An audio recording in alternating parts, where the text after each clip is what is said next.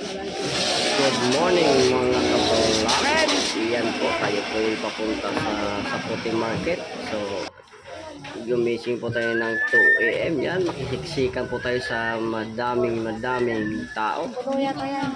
So po mga kabilabid, ang aking araw-araw na every Sunday kong ginagawa sa every Sunday ng journey ng buhay ko. Isa po sa mga bagay na aking ginagawa mga kabilabid. So ngayon papunta muna tayo doon sa bodega ng mga plastic.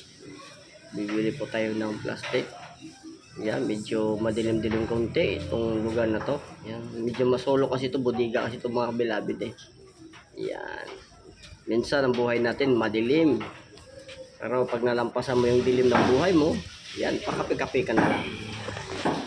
Yan po, pakape-kape ka na lang. Yan, dito tayo sa Katayan. Yan. Ito po yung Katayan, fresh na fresh po muna natin mga kabilabid. So, medyo nag-aantay ako ng matagal-tagal dyan dahil kinakatay pala yung manok natin. Medyo malami-dami kasi mga kabilabid. So, 1.4 kilos ang kinukuha natin bawat isa. So, nasa 19 peraso po ang kinuha natin. So, kulang-kulang 200 plus po ang ating magagawa dun sa 19. So, yan mga kabilabid. So, ngayon dito naman tayo sa Babuyan. Yan. Baka po, yan po. Yan sa Puti Market po yan. So, medyo magulo-gulo yata ang aking video. Hindi ako sanay sa edit mga kabilabid. So, hindi pa tayo nakapag-practice dyan. So, mapupulog din natin yung mga bagay-bagay na yan. Ngayon, test lang muna tayo. It's a part of our journey.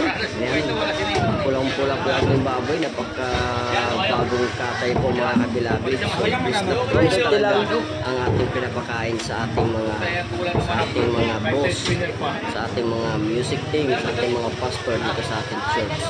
So, ang church namin mga kabilabid, located pala dito sa Bacoor, Habay, sa may Cavite. 3 minutes from the SM Bacoor.